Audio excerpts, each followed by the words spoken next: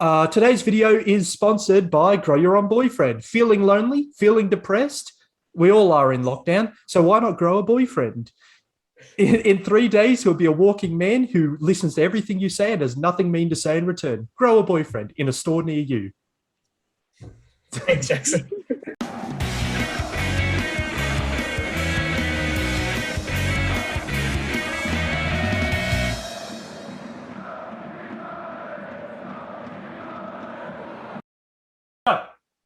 Welcome to Secure the Bag. My name is Jackson, and I am joined again by Tasha and Jayden. Now, for all you non-lonely people out there, you might have remembered there was a grand final a couple of weeks ago. And today we're going to get into all the hard-hitting questions about that grand final and breaking it down quarter by quarter. Tasha, you might not remember a lot about this final because you were drinking, but a little bit. We were chatting about the pre-match music. What did we make? I thought it was great. It was all right. Mike Brady is always good. We love the man. Everything else I wasn't like a huge fan of. Even like Birds of Tokyo at halftime. I just have a grudge against Birds of Tokyo for ruining the West Coast song, which was bad enough it was. I didn't realize it was theirs. I didn't realize they were the ones who did that song. Yeah, we broke it. But hey, their other music's all right. Like, come on. I thought the music was better. Yeah. I thought the music at the AFL Grand Final was way better than the NRL Grand Final, which was like the music was so average at that one. It was like, are we at a grand final or like a nightclub? Like I couldn't tell which we were. Fair enough. Well, who played at the NRL Grand Final? Oh, it was. I've never heard. Oh, the trumpet dude. I don't know what his name. These people, it's the meme trumpet song. They got the guy who does the tree. I swear Cold Chisel was at the NRL though. No, I didn't. Really? I don't remember them pre-match. I'm pretty sure they were. So tell Cold Chisel. They might be half time. They might be half time. It was pretty dangerous, Jackson. No, I'm sorry. This was not Cold Chisel. This was not Cold Chisel. I mean, I thought up there Kazali, that was pretty good, but it was a bit sad when they had him at the walking up the stairs and then they panned over an empty stadium. That was empty, yeah. That was a bit sad, but oh well. But it is almost touching. Almost touching though. I was like, just him, empty everything, just him. It wasn't bad. Yeah. Where would you rate it, Jayden, on a scale of like Meatloaf being the worst and the Killers being the best? Where would you put it? I mean, probably towards the Meatloaf end. It wasn't that bad, but it was not. It was not the Killers. It wasn't nothing special. Nothing special. Nothing pumped up. I mean, no Dean. what can you do? It was pretty harsh restrictions. Yeah. And what did we make of? Did you guys like the decision to like have it in Perth? Like, if you had to choose somewhere else that wasn't in lockdown, would it be Perth or? Yeah, for sure. Not Queensland. I just thought there was so many plastic fans. I think there was a lot of Melbourne fans and not a lot of Bulldogs fans in Perth. So there was definitely one-sided, despite it being at a neutral ground. Yeah. The Melbourne Army was strong. They come out. Yeah. Plus, who wouldn't want to see the D's win? Good times. All those neutrals supporting the D's win. They all should have got behind the Bulldogs. It's very sad. But what are you going to do? But yeah, I mean, I thought fantastic atmosphere for a fantastic game. I thought it was an exciting game. And the reason we're going to break it down by quarter to quarter is because like the game just kept like turning on its head, like every quarter. Like I think we can start with the first quarter, which was like, wasn't surprised by Melbourne being 21 points up within the first quarter. Tasha, do you remember this part of the game or were you too hammered by this? I do. So my drinking game was I got my roommate to pick a player and I would drink every time they had a disposal and finish my drink for a goal. And unfortunately he picked Petrarca, which meant the game went very quickly downhill for me. I think he broke he tied the record for the most disposals in a grand final. Yeah, set by Brisbane's Simon Black. Yeah, Simon Black. Yeah. Don't know when that was set, and he kicked a few goals as well. Yeah. How many goals? I think it's 2 goals. 2 goals. Yeah, the first goal and that like sneaky dribble goal. He kicked one at the back the opening 2 minutes and you were like, I'm finishing my drink. I was like, good start. Yeah. But like, I don't think it was like the first quarter, like blow it was down to him. I think Petrarca came into this game later. I think it was just an overall good team performance in the first quarter, because I think they, as we discussed, it's the defensive solidity, and they really pushed the Bulldogs high up and really forced turnovers. And the Bulldogs just really weren't the game. Like, I remember commenting to you, Tasha, while watching that the Bulldogs didn't seem to have any idea how to win in the air. Like, it wasn't even just Max Gawn. It was every Melbourne player was just better in the air than the Bulldogs. Yeah, Like, I think they were a bit like shell shocked. Like the game just started, it's a lot of pressure, and then they kind of. Yeah. I mean, I just think that the D's, I think we saw it. The D's are just better than the Dogs. And they came out strong in that first quarter because the Dogs don't lose first quarters. Mm-hmm. And the D's knew this. And they knew it, and they came out strong, and they came out as hard as they could. I think that's almost why they came out in the second quarter, and the Dogs get back into it a bit, because they probably weren't expecting. Yeah. They were mentally prepared for that big onslaught at the start, and then they thought it'd get easier after that. And then when the Dogs came back pretty strong in the second, and then get back in that game, and that's where it started. The Dogs picked up the momentum really quickly, and it turned over very fast. I actually thought Melbourne didn't have. I know it wasn't that big of a lead, but I thought after Bont's goal, I was like, oh, I don't know if they'll get back into it. Yeah, I reckon. They're on a roll. Yeah. I mean, you say that 21 points isn't but it is the largest first quarter margin of a grand final in over 10 years, since 2007. Wow. It was a really big lead relative to most grand finals. So you wouldn't have thought it'd be a close game based on that result. Because, I mean, it was in the other games in the finals, we saw similar results where teams were just knocked out in the first quarter. I think Geelong were knocked out, basically wrecked very early on. But that was for a different reason. So we can talk about that second quarter. Now, Jayden, what do you think, what gave the Bulldogs that edge in that second quarter? If you had to point to one man, who would it be? One man? Yeah. I think the Bond kicked 2 in the second, didn't he? Mm-hmm. Yeah. At least two. And he launched one just on one step from 50, just launching. The Bond is the man. I have to. Wasn't that was right inside the right inside the 50? He just got it and it was 50, and it was just a one step, and there was players around him, and he just launches it, and then he just goes through it, and that was crazy. Yeah. And it was, I mean, that's the thing, right? It was the Bont was putting him away, and I think the second one came only 3 minutes after the first, so it was rapid fire. But it was actually, so if I had to say any other player, I'd say Treloar. So Treloar, he was not the scoring the goals, but he was behind it. Oh yeah, Treloar. My bad. Treloar. It was his involvements in because the goals were coming the same way they did in the first quarter. It was counter attacking, so they were sort of seizing possession. And in the second quarter, I thought the Dogs still terrible in the air, but better on the ground. So they were sort of tossing it about and sort of gaining, taking the ball that way, and then sort of going for the goal from there. And I think in that, Treloar was very good. I thought that was where. Yeah, I would say Treloar was the best for the Dogs. Mm-hmm. I thought when I was watching, I was like, I'd pick him for the best for the Dogs. Yeah, and I think he got 28 disposals in that game and 3 goals. Treloar actually came out of that not just being the one behind the goals, but actually getting a few himself, which is pretty good. He got as many goals as the Bont did in this game, so fair enough to him. But otherwise, what else would we say about the second quarter, Tasha? If anyone else had to come to mind, where did the Demons go wrong in this quarter? I don't know. They just lost momentum as the Bulldogs started picking it up, and they kind of just flustered. Yeah.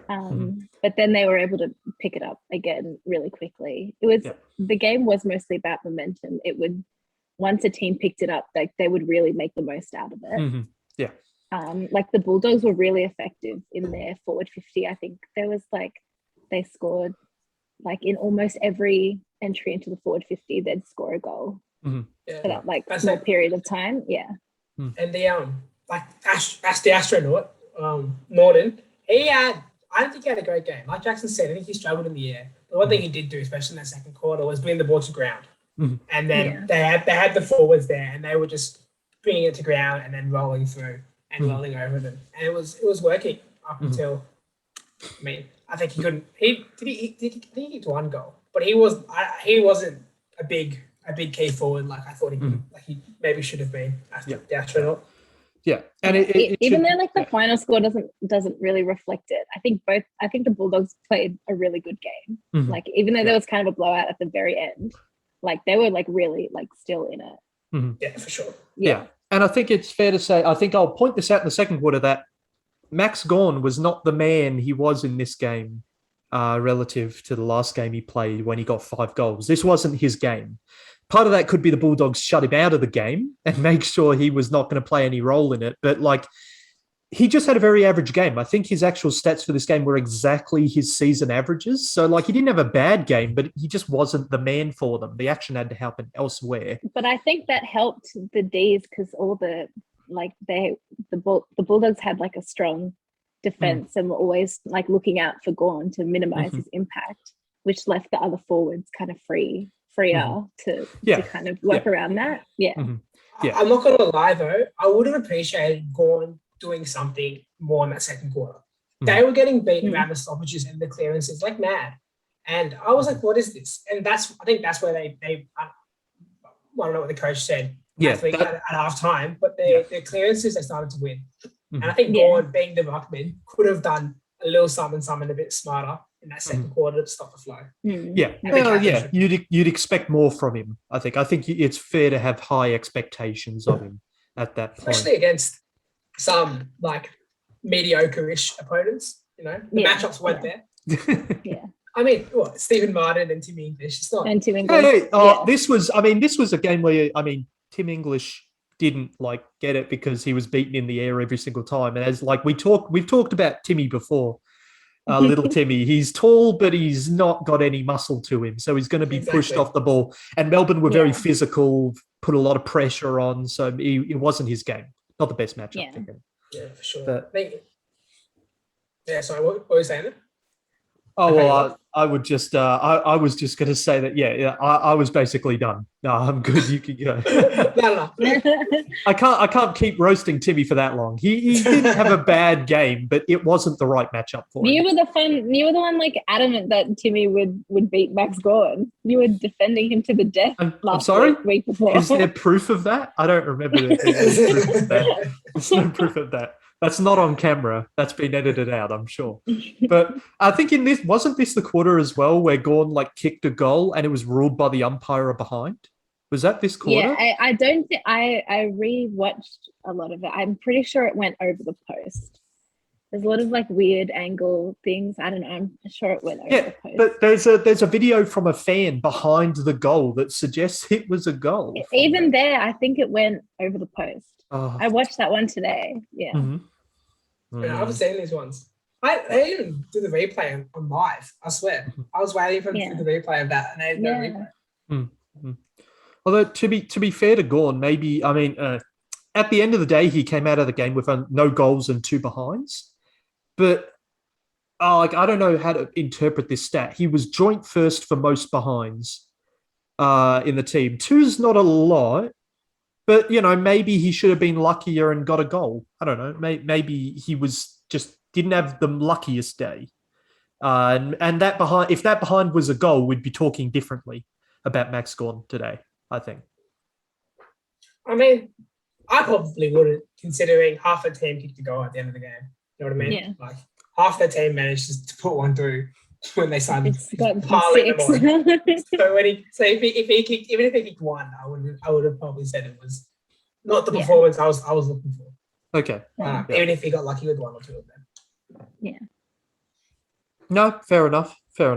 And I think that having said, those were most of the main talking points from that half, and as a result, the Bulldogs came out of it with a lead actually by halftime.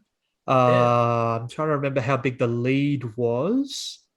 1 point, wasn't it?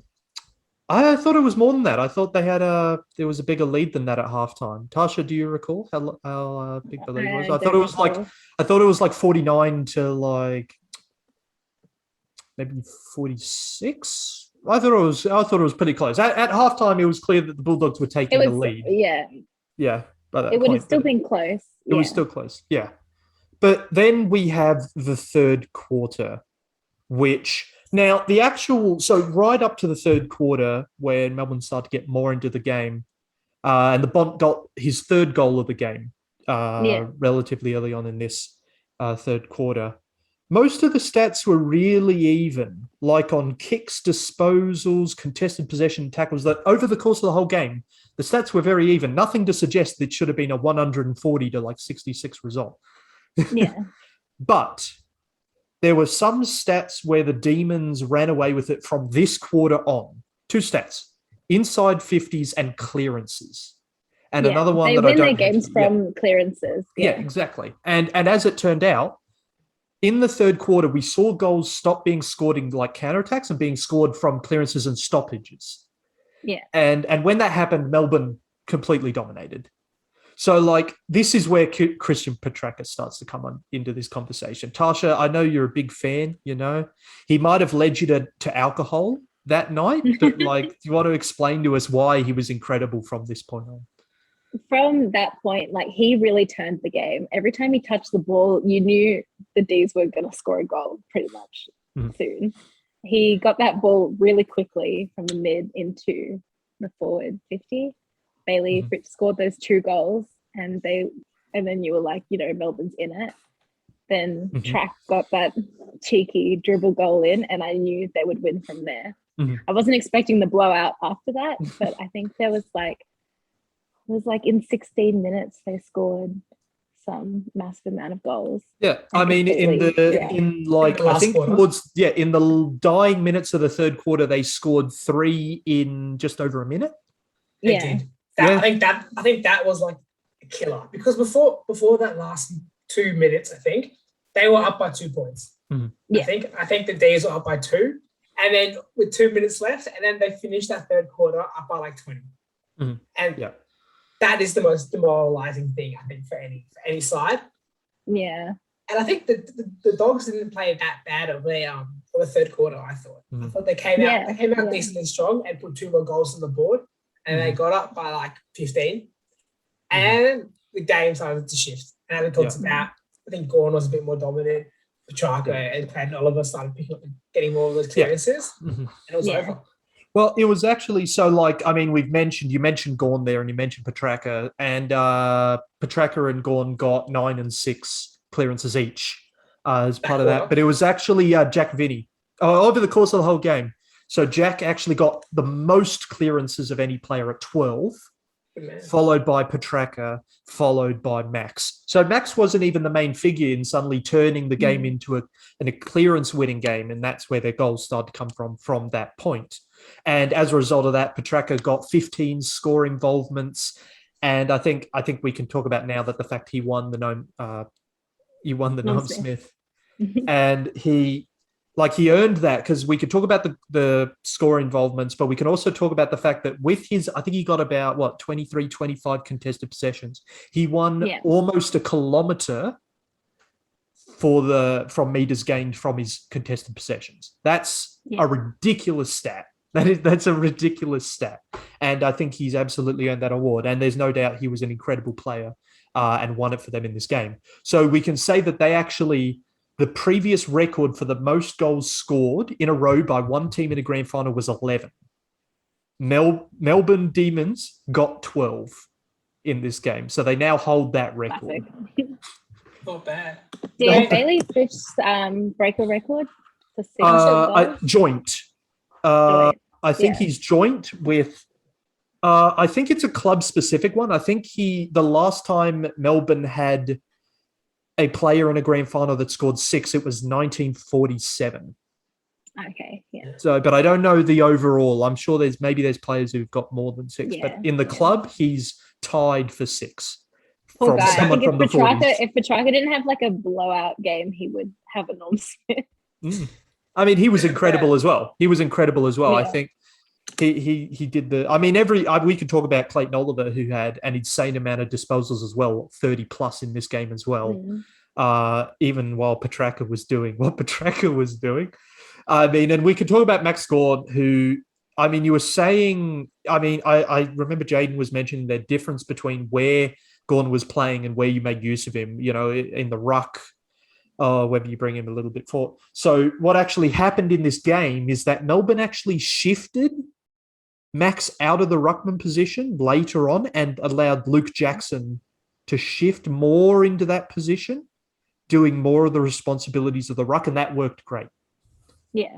So I think Luke Jackson ended that game with 4 goal assists, and man, it was pretty good. Yeah, it is pretty good. Like Jayden, that kid is young and looks like he's gonna be a talent. Mm-hmm. So I keep an eye on him for sure. Mm-hmm. Yeah. And you know, I think in a previous episode, I think we were talking to you, Tasha, about this, about how I'm pretty sure we were talking about how the ruck position is sort of something that could disappear from the AFL because they might just put tall mids in the ruck position rather than having it be a specific position. The fact that they can switch players out like this, is that a sign that that would be happening? That, like, I mean, where would Luke Jackson normally be in the setup? I mean, I don't know the Melbourne lineup as much as maybe you guys do. Yeah. So is that quite normal for Luke Jackson? Would he be shifting into that position? Yeah, he is their like kind of backup. Yeah. So they bring him in and shift out. Yeah, move Max forward into mid. I kind of like, if you watch the basketball, you can play an undersized 5, an undersized center, but you wouldn't necessarily want that to be your only center or your only guy. Yeah. That's what I think. So I think we're gonna start seeing a lot of maybe undersized backups. So that's why we have like your Aliyah who likes to jump in the ruck. Yeah. You've usually got like 2, like you've got like one kind of backup ruck just in case things aren't working out. Yeah. And I really like the athletic undersized backup position. And I think that's going to take off. I think like Aliyah made that really popular, I think. Yeah. I think it's going to... It seems to work well, yeah. Mm-hmm. Okay. All right. We could do with another ruck.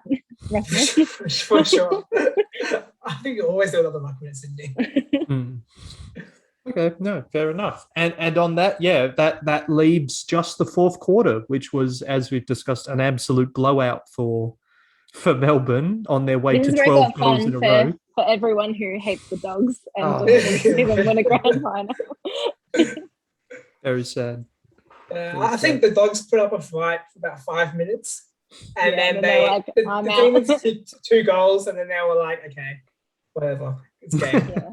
And I think they got 1 goal in. I thought they only got 1 goal in the fourth quarter. They did very late. Very late. Well, it was I think it was well and truly over by then. Yeah. Probably not a comeback on the cards. Yeah, absolutely. No. It's not. The Dogs didn't deserve that kind of score. I think that was not representative of the game, which was a very close game. And I did hear an interesting opinion actually about like why the Dogs failed. So when the game started turning into a clearance game, so I think commentators, what the saying was is that what the Dogs needed to do is get a man to cover those spaces that was being opened up when the game turned into a clearance-heavy game, and they just didn't do it. So, like, Melbourne scored a goal, and they were like, nah, it's fine. They scored another goal, and they're like, no, we won't make the change. And it just kept going, and they just didn't bother. So they were completely wiped out of that game as a result. I mean, the Dogs, I mean, they're not bad on stoppages, though, on clearances. Over the season, the Dogs were decent. They're definitely one of the better contested ball gets in the team and a good clearance team. So, and in the games when the two teams face each other in the season, the Dogs smashed them in clearances. So the Dogs know that they can beat them in clearances, and so maybe the coach was just hoping that they would start to beat them in clearances and stick to the game plan. Yeah. And they just couldn't. I think he was just waiting for momentum to swing back their way and waiting for momentum to come back, and then waited too long. Yeah, absolutely. And that's the thing, isn't it? I think maybe you go, Max Gawn isn't having a good game. Like, if he doesn't step up, maybe there's a chance here for us to like take control of this game, because the manager, he would have seen the way the game was turning and gone, nah, my team's great at that. And I mean, you would think so, right? Yeah. But I don't think Libba had a great game, did he? No.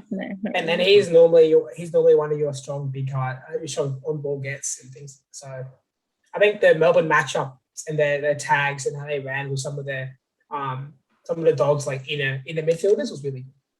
Like never.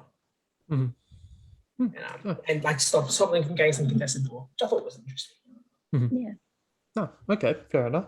And we get it. And as a result, the game ended, and it was a complete Melbourne Demons blowout, and they were able to end their drought for a premiership. And we stayed Fun up. fact. Go on, Tasha. Go on, Tasha.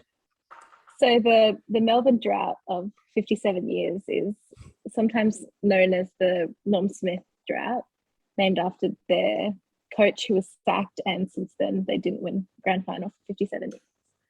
And it turns out that he died when he was 57, and they won the premiership 57 years after 57 years. So Jackson says it's not a coincidence. It's not a coincidence. It's not a coincidence. Can't be. My Conspiracy. God, no. His spirit drove that team to a 140-point win. Crazy. Now you gotta wait another 57 years. I reckon you could make a movie. It's like Angels on the outfield, except for AFL. It's fun. Some Melbourne fans are really stressed out that the curse only applies with MCG. So this is the only grand final that they can Okay. No, they got to wait another 57 years. Isn't that how that works? Bring COVID back. Bring COVID bring back another pandemic. Let's not do that. That's not. Yeah, no, I'm good. I'm done with it. I'm never going into lockdown again. And so none of us, would dispute that there's any other player that deserves to the Norm Smith in this case other than Petrarca. Tasha said a bit, but Jayden, no one else. Definitely, you'd pick Petrarca, 100%. Yeah. If he wasn't playing, then a few people like hated games for sure.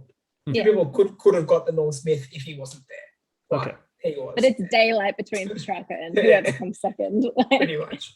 Yeah. I mean, just for the audience, let's sum up his performance. His performance was 2 goals, 21 kicks, 18 handballs, 39 disposals. Now, if you compare this to his overall season performances, it's a massive, massive improvement. We were talking about Max Gawn basically hitting his averages in this game. But Christian Petrarca had a game that went far beyond anything he's ever played. Got, I think, like 10 more disposals than his season averages, another 5 kicks than his season. It was credible. And he drove that team, and I think he's absolutely deserving. But then I'll put the question to you both.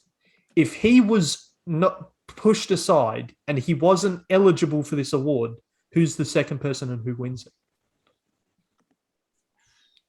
I think Bailey. I can't say his last name. Fritz. That was easy. That was wildly easy. Fritz. Probably.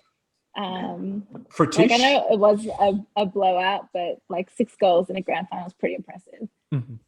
Especially those like 2 that really turned the game in Melbourne's favour, like very in quick succession. I think he kicked 3 or 4 before the blowout hit as well. Yeah. So I probably give him 2, but I think that Viney and Oliver are also both close candidates. Yeah. Okay. Yeah. No, fair enough. So she's gone with Bailey. Jayden, you got a controversial opinion to make, or do you agree with her assessment? Probably 6 goals. 6 goals will get you the Norm Smith. I mean, he came second in the vote for the Norm Smith, so I feel like we're backed up by the panel. 100%. It's a lot harder to kick 6 goals these days. Yeah. No one's going to go a cheeky Clayton Oliver or a cheeky Max Gawn. No. If they had stunning games, maybe. But he played like a good Clayton Oliver game. Bradley Fish played like a Buddy Franklin. You know what I mean? He kicked 6 goals. It was an insane game. That doesn't happen. It doesn't happen in a normal game, let alone a grand final. Yeah, fair enough. But like when they've won it, they've lifted it, and they're getting their medals from the small kids and putting the hats on them. That was funny. That was so funny. It's cute, isn't it? The kids were terrified, terrified. They do it every year. I love it. They do it every year. It's the best. Yeah. They couldn't get the hats on any of the kids properly either. They were falling off, and the kids were like, "I'll just take this and run away with it." It's good. It's a good tradition. It's my favorite tradition, especially the kid that's mic'd up and says something really cheesy, like "My mum loves you" or something. That's the one. Christopher Petrarca goes up to the kid, and the kid's like, "Dad said you can have mum if you like win the grand final for us," or something like that. It was like, whoa, wow. But these kids are these kids were like, I think that's special. I think being able to connect players to like the kids is great, because I think that's an incredible story. That's an incredible. If you're like a kid, you're gonna remember that forever. For sure. Like, and I imagine like, are they'd be like, I don't know where they source the kids from. They're Oz kickers, I think. Yeah. Okay. Jayden's played a couple games on the FCG. That's it. Little kids. So the AFL and like the junior clubs and the Oz kick actually pretty well combined. And so normally at half time, like they get about like 50 Oz kickers to run to the field and play like 4 or 5 mini games just around the field. So I actually did that a couple of times when I was a kid. Okay. And I still remember it. It was so much fun. Yeah. It's a great little initiative. It's great. And yeah. of course Everyone gets around it. They can't do it, but they get the kids to present at the end. Yeah. I think those kids are from the AFL of the week. Oh yeah, I think they're the NAB kids. They're You know how kids. like each week there's like a kid of the week, Oz kicker of the week, and I think all of them get to go to the granny. Okay. All right. No, fair enough. A little side hustle. 6-year-olds. 6-year-old. Yes. Although there was one kid there who was like massive. If they're all the same age as that dude, was like twice as big and tall than any other kid there. That was wild. I reckon it'd be hilarious if the Bulldogs won and there was a kid like the same height as Caleb Daniel, like putting the cap on. He's not that short, Tosh. He's taller than you. Jesus. This gives me short king energy. Hey, we can't end this episode being rude to Daniel. He had an incredible game. He got like 37 disposals. He could have beaten the record himself. Look at him storching Max Gorn over there. Oh yeah, look at that. That's wild. Yeah, you're not going to do anything about that, Jayden? You're just going to let that happen? That's wild. I think, by the way, he had 36 in 3 quarters. Yeah. Oh, yeah. I think he had 1 touch, and then they just pulled him off, and then he gave up in the last. Something like that. Yeah. Oh, he already had like 25 by halftime. There you go. So like his rate wasn't bad. So he must have gotten like 12 then in the 3rd quarter, and then just out of it. I think it pulled him to the bench as well. Okay, yeah. You know what happens. Yeah. I think Coach Ward had him there for like most of the 3rd quarter, and they hoping he could like lift the team. And then he benched for most of the last. Yeah, fair enough. All right. Easy enough. And having said that, no disrespect to Caleb Daniels. Every other Dogs player was terrible in that quarter. So you're just one of the majority there. Nothing wrong with that. But having said that, we're coming to the end of our time now, and thank you for joining us, Jayden and Tasha. Unfortunately, this will be the last AFL vid we do for a long time. If we are still going by the time the next season starts, then we might have some new content then for you. But who knows who we'll have on then? I might not even be here. It could be wild. But we'll see as we go. Now, and thank you again, guys, for joining me. And this has been fun. And I've been getting to learn a lot about AFL in the last few videos and sort of getting into it. So thank you for that. And to everyone watching, make sure to like and subscribe. And we'll see you guys next time.